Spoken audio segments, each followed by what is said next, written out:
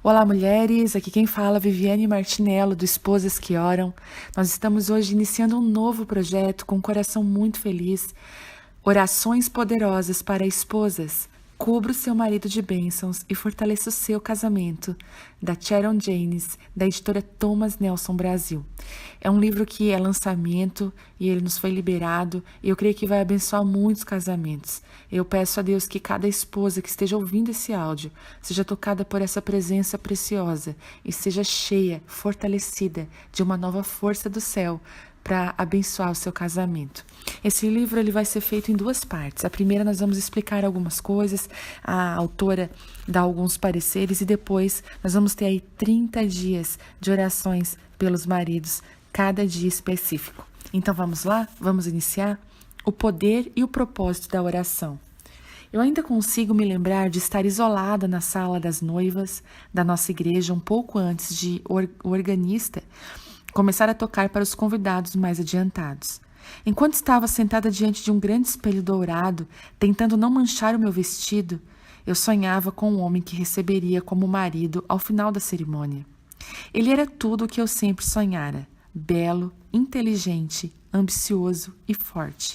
E o principal, ele tinha um relacionamento profundamente íntimo com Jesus. Meu delicado vestido de noiva se ajustava perfeitamente ao redor da parte superior do meu corpo, e uma bela cauda de cetim emoldurava sua linda retaguarda. Um véu estava ali sobre uma mesa próxima, pronto para ser colocado na minha cabeça. O buquê de rosas brancas chamava a atenção e também aguardava o momento de ser carregado por mim. As pessoas mais importantes da minha vida estavam reunidas naquele templo para testemunhar o nosso sim. Sim, aquele foi um dia feliz. Enquanto eu observava meu reflexo com o coração cheio de esperança e promessas, um pensamento desagradável interrompeu a minha meditação.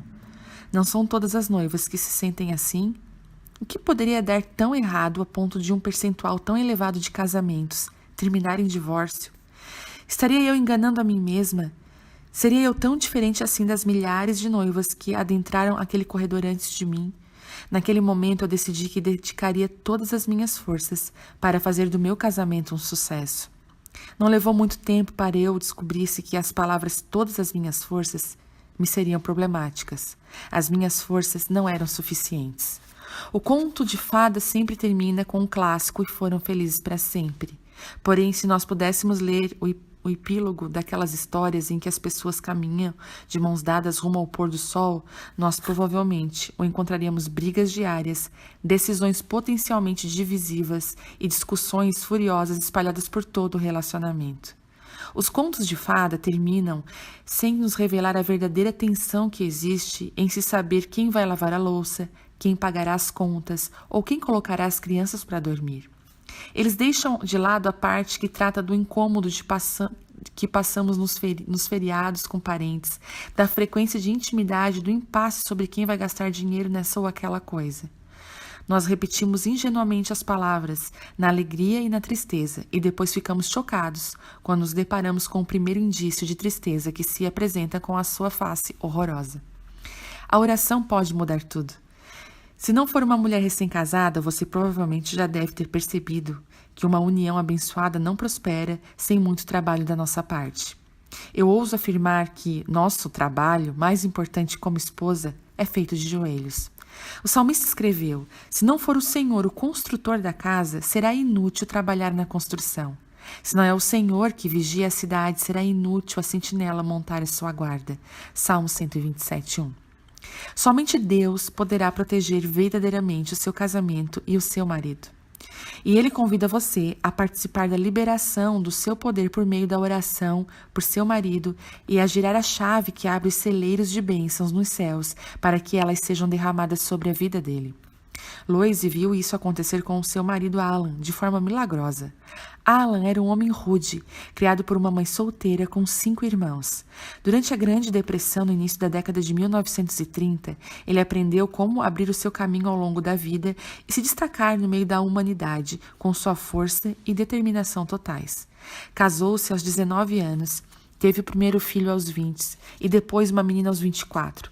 Nas 2 décadas seguintes, passou de motorista de caminhão de entrega de uma madeireira a sócio proprietário e presidente de uma loja de materiais de construção no leste da Carolina do Norte. Alan bebia muito, batia na esposa e aterrorizava emocionalmente os filhos. Ele era viciado em jogos, pornografia e mantinha relacionamentos questionáveis ligados a uma série de vícios horríveis. Porém, quando sua filha adolescente se converteu a Cristo e passou a orar pela família, Deus, em sua infinita graça, começou a esculpir o coração duro e orgulhoso de Alan. 3 anos depois da decisão da filha de seguir a Cristo, sua esposa Lois também aceitou a Jesus. E a partir de então, ela, sua filha e um exército de outros guerreiros de oração começaram a interceder diante de Deus em favor de Alan. Quando chegou aos 46 anos, Alan começou a passar uma série de altos e baixos e por reveses preocupantes. Em virtude de uma negociação terrivelmente mal feita, ele foi processado por quebra de contrato ao desrespeitar uma cláusula de não concorrência com um ex-empregado. Temendo a exposição no tribunal e principalmente o desgaste da sua pequena comunidade, Alan ficou à beira de um colapso nervoso. Aos olhos humanos, ele parecia estar prestes a perder tudo o que tinha. Aos olhos de Deus, Alan estava exatamente no lugar em que deveria estar. Um dia, num ataque de pânico, Alan dirigiu do trabalho para casa somente para descobrir que sua esposa estava em uma reunião na Pensilvânia. Ele então retornou ao carro e dirigiu por mais 800 quilômetros para tentar encontrá-la. Ao atravessar a cidade na qual esperava se encontrar com Lois, Alan passou em frente a uma igreja. E imediatamente fez o retorno, estacionou o carro e correu para dentro do templo, todo ornamentado. Desculpe-me, senhora, disse ele aos prantos. Preciso de alguém que ore por mim. O pregador está disponível? Eu preciso de ajuda. Sinto muito, senhor, respondeu a recepcionista da igreja. Ele não está no momento, mas eu sei de um senhor que poderá ajudá-lo. Vá até este local, disse ela ao fazer um pequeno mapa num pedaço de papel. O pastor da igreja batista, no final dessa rua, está lá fora ajudando na construção da sua nova igreja. Por que o senhor não vai até lá? Tenho certeza de que ele poderá ajudá-lo. Então Alan entrou novamente no carro e, seguindo as orientações do mapa feito pela recepcionista, encontrou o pastor no meio do mato, trabalhando na construção de sua igreja. Com um martelo na mão e Jesus no coração, ele virou-se para Alan e perguntou: "O que posso fazer por você?" "Preciso que você ore por mim", explicou Alan enquanto as lágrimas vertiam de seus olhos e encharcavam o seu rosto. "Vamos sentar aqui mesmo neste tronco enquanto você me conta o que está acontecendo." Por muitas horas, Alan ficou ali sentado com um companheiro do ramo da construção e lhe contou tudo o que havia feito. Quando terminou a confissão, o pastor abraçou aquele homem quebrantado e lhe disse: "Agora, Alan, deixe-me contar a você o que eu já fiz." Mais tarde, Alan explicou: "Eu disse àquele homem tudo o que eu fiz. Então ele me contou que havia feito exatamente as mesmas coisas, e eu descobri que Deus pode perdoar aquele homem e fazer dele um pregador da sua palavra. Ele também poderia me perdoar." Alan se ajoelhou ali mesmo, naquele bosque na Pensilvânia, com anjos pairando ao seu redor. Os exércitos celestiais celebraram quando ele entregou a sua vida a Cristo e fez de Jesus o seu Senhor e Salvador. Graça maravilhosa, como é doce o som. Só que para mim, essa é mais uma do que uma doce história. É a lembrança de um milagre. Alan era o meu pai. Desde os meus primeiros anos como cristã, eu experimentei o poder da oração na transformação da vida de um homem. Para fortalecer a sua determinação para proteger seu coração e para amadurecer a sua fé.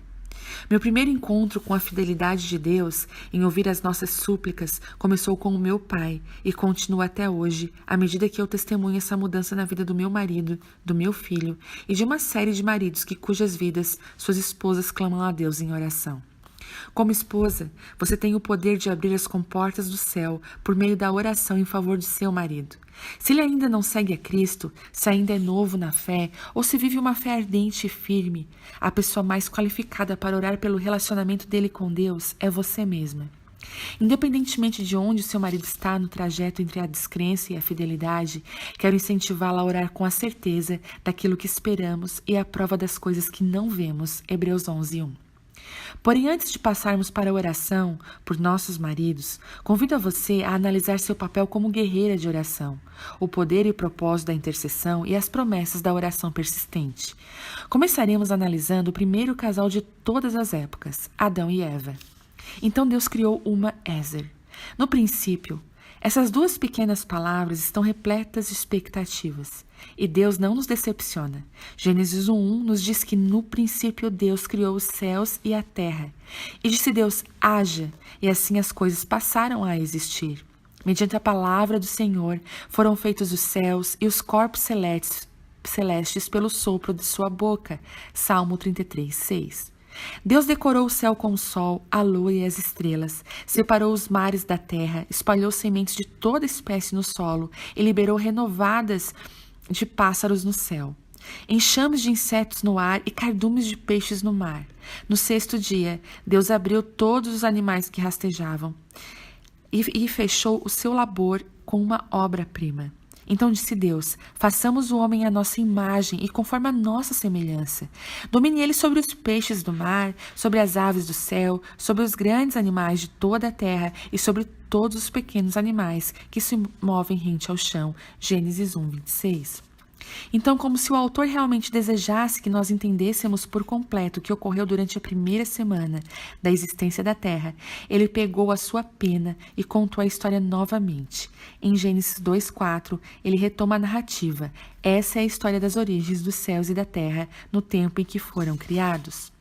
Só que dessa vez, quando o autor chega à parte que fala da criação do homem, ele discorreu sobre os pensamentos de Deus, algo depois de ter formado Adão e ter soprado o fôlego de vida nos seus pulmões.